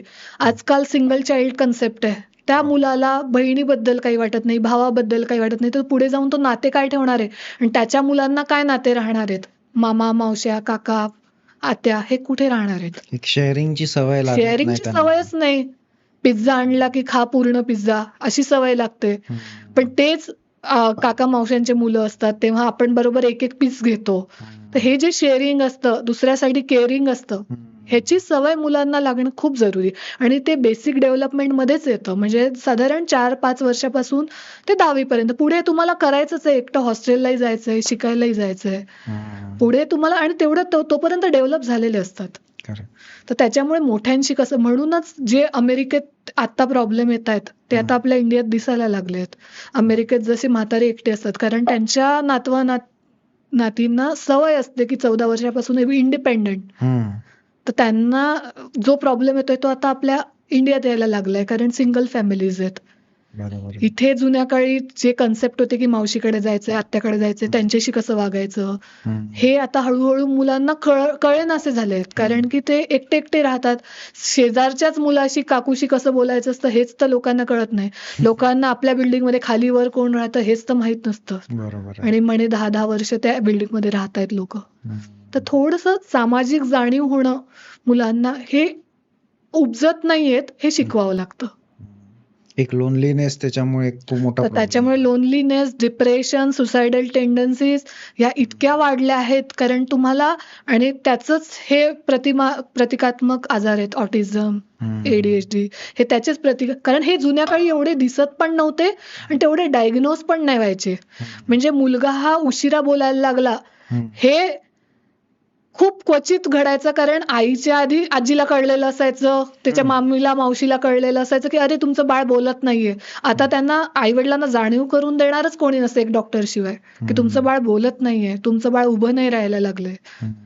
तर मला असं वाटतं थोडंसं माणूस आहे, माणूस हा सोशल प्राणी आहे, तर त्यांनी थोडंसं सोशल राहणं जरुरी आहे.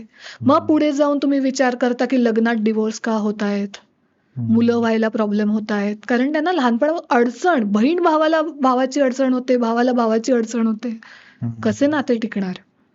लहानपणीच त्यांना ते पेन्सिल शेअरिंग, अर्धी अर्धी पेन्सिल, अर्धी अर्धी लेखन शेअर करायची सवय असली तर तो पुढे ऑब्व्हियसली नवरा बायकोंमध्ये एवढे प्रॉब्लेम येत नाही, असं माझं मत आहे. खूप महत्वाचा मुद्दा आहे हा खरं तर. थोडंसं मुलांना त्या दृष्टीने वाढवणं, पण जे तुम्ही म्हटलं की सुदृढ कसं बनवता येईल लहान मुलांना, नुसतं हेल्थ हा एक फॅक्टर आहे, मानसिक हा एक फॅक्टर आहे, सोशल हा एक फॅक्टर आहे. सगळ्या आस्पेक्टनी जर तुम्ही चौरंगी हुशार असाल, चौरंगी तुम्ही सुदृढ असाल, तरच त्याला सुदृढ बालक म्हणता येईल.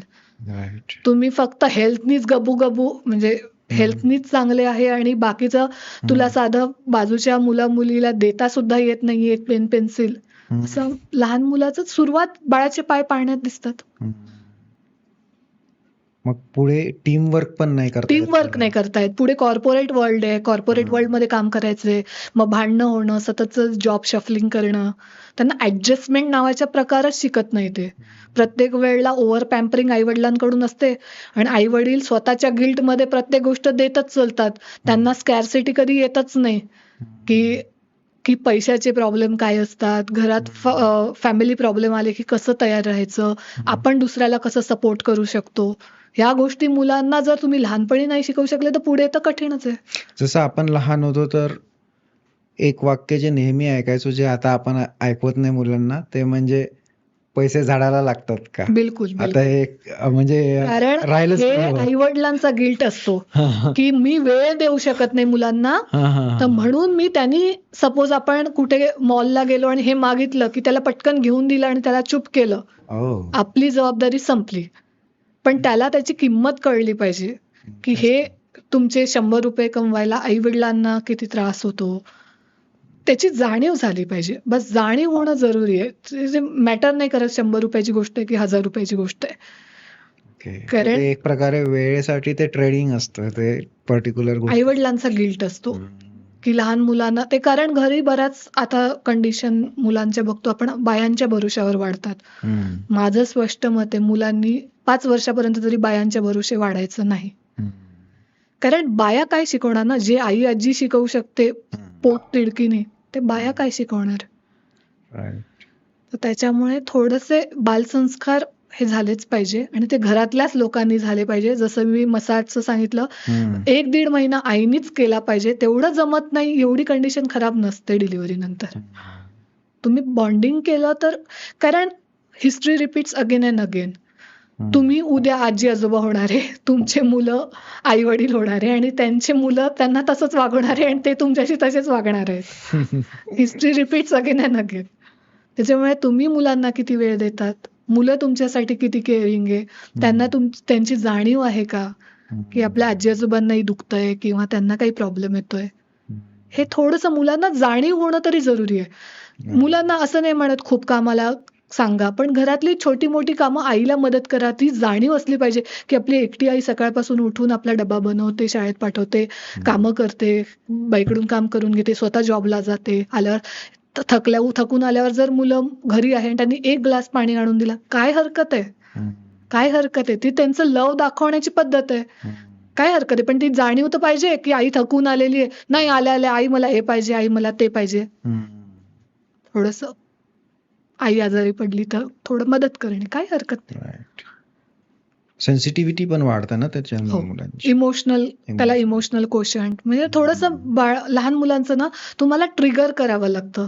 तुम्ही सेन्सिटिव्ह बनवता लहान मुलांना, नाहीतर असे काय म्हणतात त्याला, कशाचंच काही न वाटणे असे मुलं झाल्यावर पुढे ते तसेच राहणारे, तर तुम्हालाही कठीण जाणार आहे आणि त्यांच्या मुलांनाही कठीण जाणार आहे. पुढच्या फ्युचर जनरेशनसाठी डेंजर आहे. बाहेरच्या ॲनिमलसाठी सेन्सिटिव्हिटी, म्हणजे थोडंसं आपल्याला वाटलं पाहिजे काहीतरी. एक कुत्र्याचं पिल्लू रस्त्याच्या साईडला भुकं पडलेलं आहे, त्याला थोडंसं काय घरातले एक पोळी नेऊन दिली, काय हरकत आहे. कुठेतरी थोडंसं जे आता तुम्ही बोलताय ते त्याच्यावरून असं वाटतं की कुठेतरी आता जे अमानुष पद्धतीचे काही क्राईम्स वाढलेले आहेत. क्राईम्स वाढायचं कारण तेच आहे. आईनीच जर मुलाला चांगलं शिकवलं की थोडंसं घरात बायकोला मदत कर किंवा तिला समजून घे, तर तो मुलगा पुढे जाऊन लग्नात त्यांचे कॉम्प्लिकेशन येतीलच का. त्या बायकोला सपोर्ट मिळतो नवऱ्याचा, कॉम्प्लिकेशन काय येतील. पण आई वाढवते मुलाला, तू आहे VIP, आणि मुलीला वाढवतात की तुला दुसऱ्याच्या घरी जायचंय, तुला सगळं काम करायचंय, तुला हे आलं पाहिजे, तुला ऍडजस्टमेंट्स आल्या पाहिजे, तुला हे आलं पाहिजे. तर माझं म्हणणं, दोघांना इक्वल वाढवा. मुलगा मुलगी इक्वल आहेत, दोघंही इक्वली सगळं करू शकतात. त्याच्यामुळे आपली ही पद्धत आहे की लग्नानंतर मुलगी जाते सासरी, पण मुलाला पण शिकवा की बायकोशी कशी वागायचं असतं, तिला पण गरज असते, ती दुसऱ्याकडून आलेली असते, तिला सांभाळून घ्या. तर थोडंसं हे जर आईनीच मुलाला लहानपणा, म्हणजे मुलाला जर आईबद्दल सेन्सिटिव्हिटी असेल तर ऑब्व्हियसली त्याला पुढे जाऊन बायकोबद्दल वाटणार आहे काहीतरी. म्हणून थोडंसं मुलगा मुलगी इक्वल ठेवा, त्यालाही समजवा की मदत करायची असते, आणि मुलीला तर शिकवतोच आपण, आणि मुलीलाही नीट. म्हणजे हे सुरुवातीचे तुमचे 4-5 वर्ष किती इम्पॉर्टंट आहे. खूप इम्पॉर्टंट आहे, कारण बालमन हे संस्कारक्षम असतं. मातीचा गोळा असतात लहान मुलं, तुम्ही वाढवाल तसे वाढतात. तसं थोडंसं मुलांसाठी वेळ काढा. आता घरात जबाबदाऱ्या इक्वल वाटलेल्या असतात, वडिलांना कमवायची असते, आईला थोडं घरातल्या कामाची असते, पण आजकाल आयाही कमवता आहेत इक्वली, तर वडिलांनी थोडं शेअर करा, घरातले थोडे कामं करा. तर ते मुलं बघतात, जे मुलं बघतील ऐकतील तेच पुढे जाऊन वागतील. तुम्ही एक्सपेक्ट करतात की आम्ही कसे असू, मुलांनी चांगलंच राहायला पाहिजे, हे कसं शक्य आहे. मला वाटतं माझे सगळे प्रश्न संपलेले आहेत. तुम्हाला तुमच्याकडनं काही एखादा संदेश द्यायचा असेल आपल्या प्रेक्षकांना? नाही, संदेश असा वेगळा काहीच नाही, बस मुलांना वेळ द्या. आई वडील आजकाल धकाधकीच्या युगात आहे, मुलांना त्यांचं बालपण द्या, आणि त्यांना थोडासा वेळ मागतात मुलं. तुमचे कॉस्टली हे मागतच नाही, काही खेळणे, कपडे, खायचे पदार्थ. मुलांचे एक्सपेक्टेशन फक्त आई वडिलांनी वेळ देणे एवढंच असतं. तुम्ही त्याला तसं टर्न आउट केलेलं आहे तुमचा गिल्ट घालवायसाठी, की तुम्ही खेळणे देऊन तुमचा गिल्ट लपवता, तुम्ही महागडं खायला आणून तुमचा गिल्ट लपवतात. त्या आईनी साधी गरम गरम पोळी तूप साखर बनवून दिली तरी त्या बाळाला इतकी आवडते की तुमचा पिझ्झा काहीच त्याच्या समोर नाही. फक्त तुम्ही त्याला बसून त्याला बनवून त्याच्या हातात देऊन खाऊ घाला, बस. त्याच्या एवढं सुख त्याला काय आहे? लहान मुलांना तरी नाही. म्हणून मला असं वाटतं थोडासा वेळ द्या मुलांना आणि थोडासा तुमच्या वेळेची अपेक्षा करतात. मोठ्या मुलांचं थोडंसं मानसिक सपोर्टची, आणि आई वडील हे मुलांचे मित्र बना. म्हणजे जेव्हा मुलं टीनेजमध्ये येतात त्यांना असं पॅम्परिंग करणं आवडत नाही. त्यांना त्यांची इंडिव्हिज्युअलिटी असते, त्यांना त्यांचं सेल्फ असतं, त्यांना त्यांची प्रायव्हसी द्या. फक्त त्यांच्या सपोर्टला प्रत्येक याच्यात खंबीरपणे उभे राहा की तुमचं आणि लहान मुलाचं आणि आईवडिलांचं एवढं बॉन्डिंग पाहिजे की त्याला काहीही मेजर प्रॉब्लेम आला त्यांनी येऊन पहिले आईवडिलांना कोणाला तरी शेअर केला पाहिजे. तो टीनेजचा प्रॉब्लेम असो का लहान प्रॉब्लेम असो का मोठा प्रॉब्लेम असो, बस एवढं बॉन्डिंग तुम्हाला जर बनवता आलं तर तुमचं बालसंगोपन सक्सेसफुल. म्हणजे त्याच्या मित्रांशी जितकं कम्फर्टेबली तो शेअर करू शकतो तितकंच कम्फर्टेबली तुमचं आई वडिलांशी येऊन धाकात ठेवणं हा त्याच्यावर उपाय नाहीये. मुलांना त्यांचा प्रॉब्लेम, कारण आपण त्या स्टेजमधून गेलेलो आहोत, मुलांना त्यांचे काय छोटे मोठे प्रॉब्लेम येतात हे विचारावंसे वाटलेच पाहिजे की माझी आई मला सॉल्व्ह करेल, माझे वडील मला सॉल्व्ह करतील. तो पैशाचा असू दे, तो शाळेतला असू दे, तो कुठला दुसरा असू दे, सोशल असू दे, त्यांना ऍटलिस्ट डिस्कस करावंसं वाटलं पाहिजे. त्याच्यात भीती हा प्रकार नाही आला पाहिजे. तर थोडासा ते लहानपणापासून बॉन्डिंग बनवत चला. थांबूया. ठीक आहे. बरंच काही शिकायला मिळालं आजच्या सेशन मधून. आणि मला वाटतं आपल्या प्रेक्षकांना ज्यांना लहान बाळ आहेत त्यांनाही बरंच काही शिकायला मिळेल. ज्यांना होणार असतील त्यांनाही बरंच काही शिकायला मिळेल. राईट. तर नो नॉईज पॉडकास्ट मध्ये आल्याबद्दल पुन्हा खूप खूप खूप थँक्यू. Thank you so much. मलाही खूप आनंद झाला.